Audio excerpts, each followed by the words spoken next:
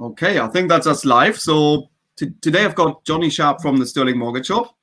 I feel like everybody should probably know you already, but just in case that is not the case, can you maybe just tell anybody who's listening what it is you do and where your business is? Yeah, hi. And first of all, thanks for asking me to come on today, Marcus. I'm from Stirling Mortgage Shop. We've been going since 1994. We're based in Stirling. I live in Stirling myself. I run that business with my business partner, Ricky.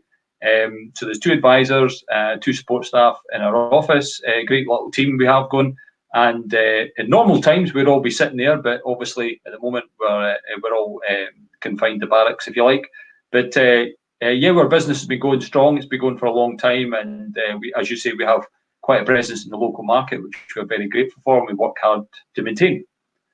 Yeah, well, I think when I first came across you, this was when I was looking for buy to let to get myself, and somebody recommended you. And then after that, whenever I speak to people about mortgage broking in Stirling, there seems to be a lot of people who know about your service. And since you've been there for such a long time, I bet you have hundreds and hundreds of customers.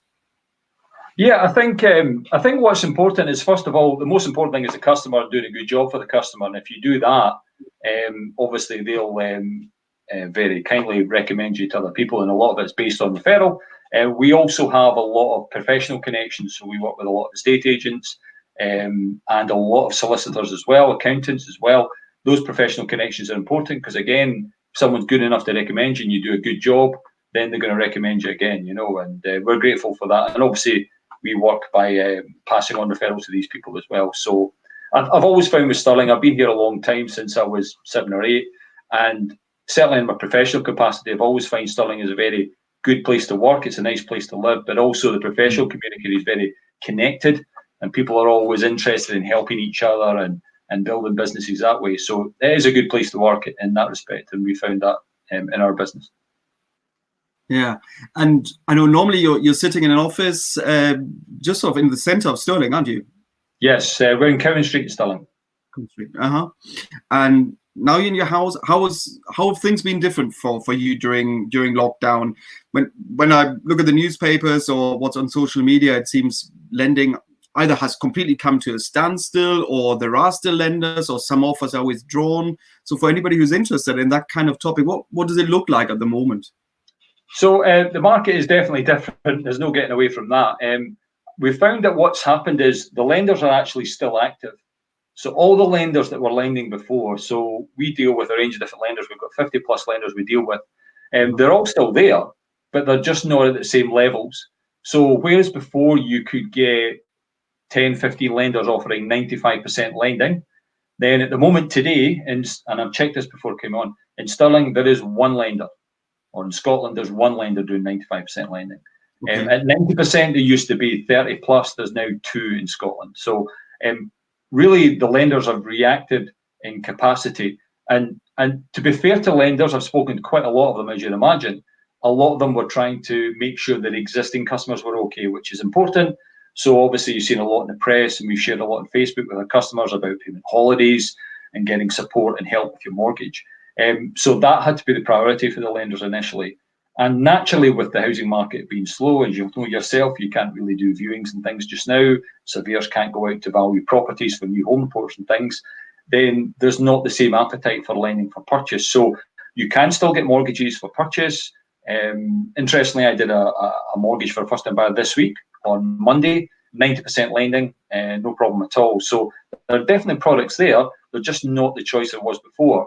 The good news, because there's always good news, and the good news is that they're coming back. So, if you went back to when it first happened, lockdown, a number of lenders closed their doors below, to 60, 70% lending. Last week, two of the biggest lenders in the UK went right back up to 85%. And I've just had a headline email come in the last couple of minutes before I came on. One of the big lenders is lending 95% again. That's just come out as of the 1st of May tomorrow. So from tomorrow, okay, it's not brilliant, but we'll now have 2 lenders doing 95% as opposed to just 1. So you can see the trend. The trend is definitely coming back.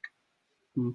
And does that mean that lenders are not concerned that the property prices will fall? So if they lend up to 90, 95%, they're not expecting that we'll suddenly see the property prices falling off a cliff, losing 20, 30%, because otherwise, I guess they wouldn't be lending to such a high degree. No, absolutely. I don't think so. I mean, this is just a personal opinion at this point. Obviously, I can't speak for the lenders, but I wouldn't have thought so. I think I read something the other day which was very pertinent. I thought it talked about the idea that the demand for lending has not gone away. The demand for people to move house has not gone away.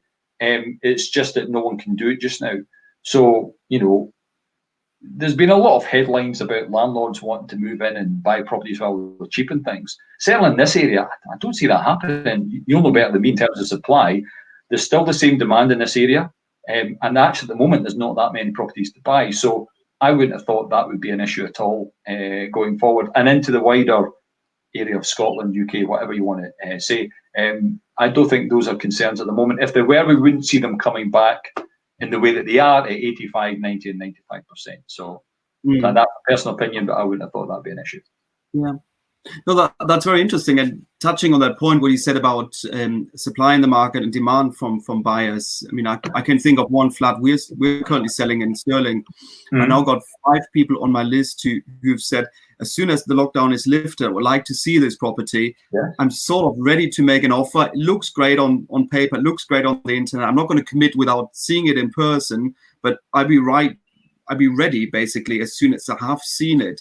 And I don't think we'll be slashing prices to move these properties. I think they're still going to go pretty much at pre-lockdown prices as well. I think you're right, Marcus. I generally don't see any. There's no major shift in the property market in itself. There's no major shift in the lending market other than the shorter supply of mortgages for practical reasons at the moment. I think we have to remember that there's lots of people working lenders, and they can't work properly. They can't work normally just now. They're no different to you and I having to work from home or something else. So when a lender limits its supply, or any business limits its supply, it's a practical effect of trying to do business in a normal way. And there is no normal just now. So as all these things come back, I would fully expect the market to return to something closer to normal. And certainly, before all this happened, it was shaping up to be a good year. There was good demand. We're writing a lot of new purchase business, a lot of remortgage and rate switch for existing customers as well. So I don't really see that changing. Nothing material has changed in the market. Okay. Maybe apart from this side of your business, I'd be interested to hear if you have experience with people who maybe had to take mortgage holidays, whether they are buy-to-let investors on buy-to-let mortgages or just personal mortgages. Do you know anything? Have the banks reacted quickly and easily to those requests? Yeah. So interestingly, I spoke to one of the lender reps a couple of weeks ago, and what was interesting was he told me that the lenders had pretty much been told by UK Finance, UK government, to make sure as far as possible they helped existing borrowers, which is great. And you can see they've all done that. They've been very transparent in the way you can do it. Okay, they had problems with people. So many people want to apply that some of the sites crashed, but that's not really the lender's fault. I think all the lenders have reacted very responsibly and done as much as they possibly can. The government obviously has come out with this rule that you can apply for a 3-month holiday, and I've not heard of any clients not able to get it. They might have had 1 or 2 problems getting through initially, but yeah, there's not been a problem doing that. We've shared on Facebook as far as we can all the information we can about that, so that customers can see it. I have spoken personally to a number of customers about it, and obviously when this all first happened, a number of our clients got in touch, and we did spend a lot of time with them trying to point them in the right direction and help them do that, and that's the right thing to do, obviously. So yeah, I wouldn't want to say specifically on this broadcast as to whether people should do it, because that's down to the individual circumstances. All I would say is if you're thinking about doing it, then go speak to the lender and take advice direct from the lender. Okay. And I don't know if you can make a prediction of when you'll be going back to work fully in your office, but whenever that might happen, are you expecting any changes? Will you as a company work differently, or do you expect the market to be any different? That's a good point. I've spoken to quite a lot of people about this, including my business partner, and one of the things we've talked about is will we as a business trade differently? So will we perhaps work from home or closer to home more often as a result of this? Because actually, it doesn't affect our ability to transact a piece of business.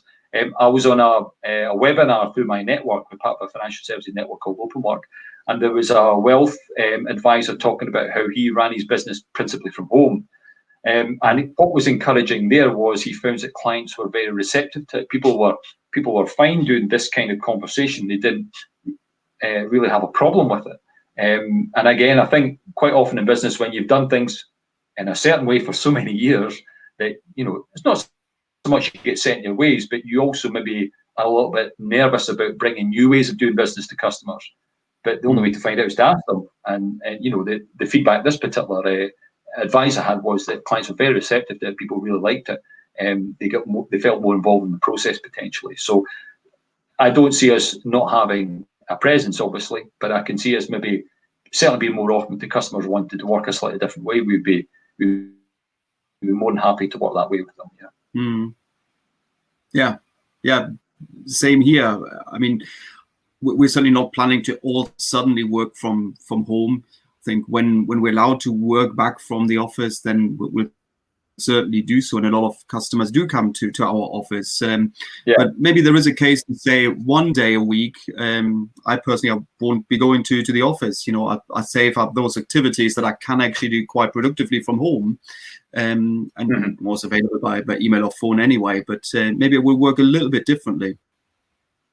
I think that's a good point. I've always found if, for example, I have to go to the office for maybe I'm only in for half day for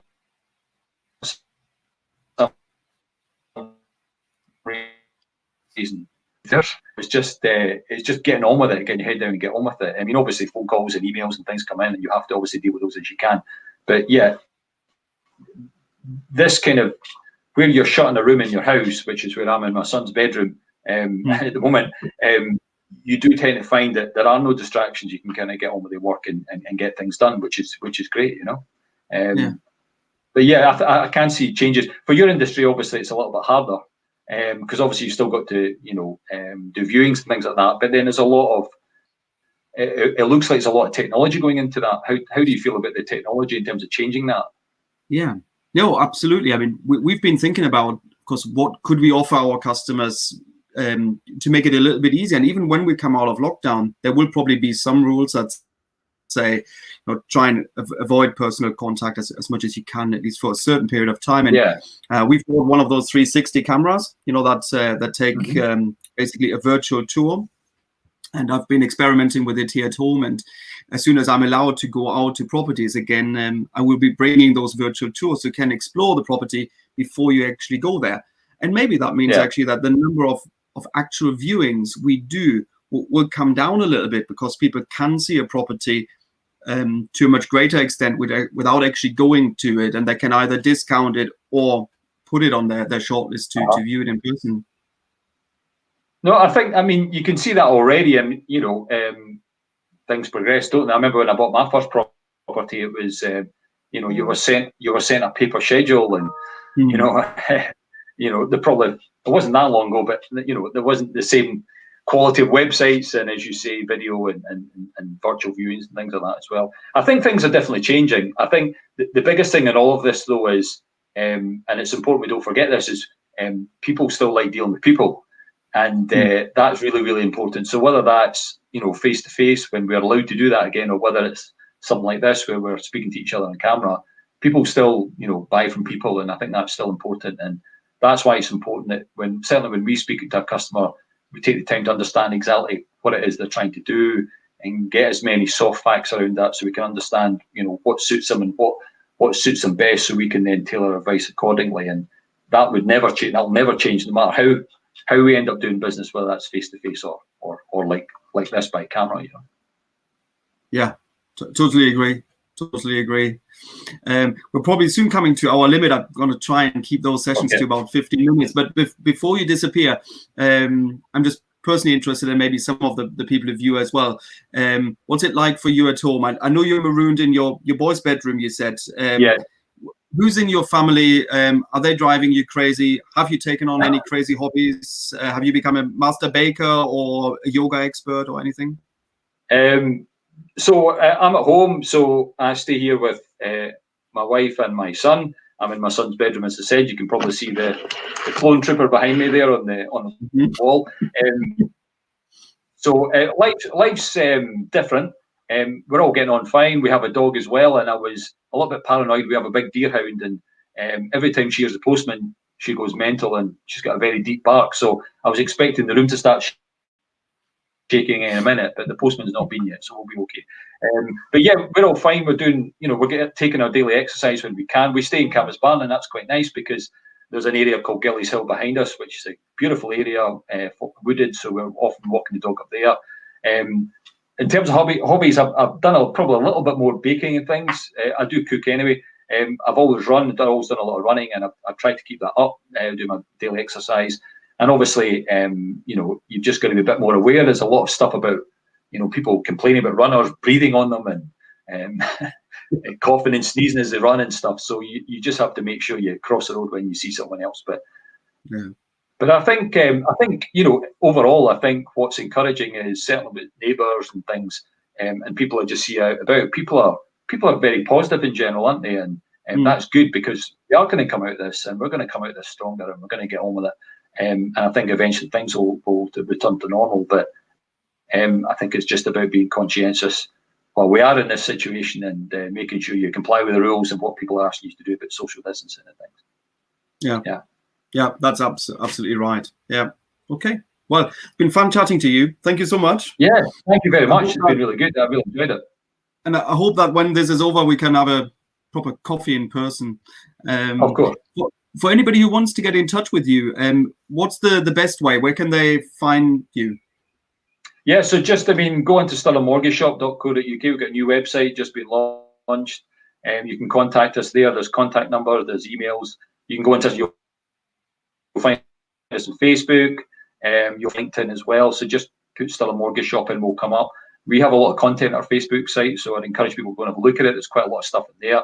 We produce a newsletter. We've got some videos, content, some blogs as well, which are really interesting. And we try to post 2 or 3 times a day with sort of topical financial stuff. So we try and keep that busy. So there's a bit of content in there so people can read. And there's a newsletter we've just published in the last couple of weeks. So if you're looking for something to read, folks, then just go into the website or indeed the Facebook page, and you can download that. It's an 8-page newsletter full of different articles and things. And there's some good content in there that people might find interesting. Excellent. Good. All right. Thanks again for your time. Thank you, Marcus. And see you soon. I'll see you soon. Okay, cheers. Bye, Jonnie. Bye. Bye.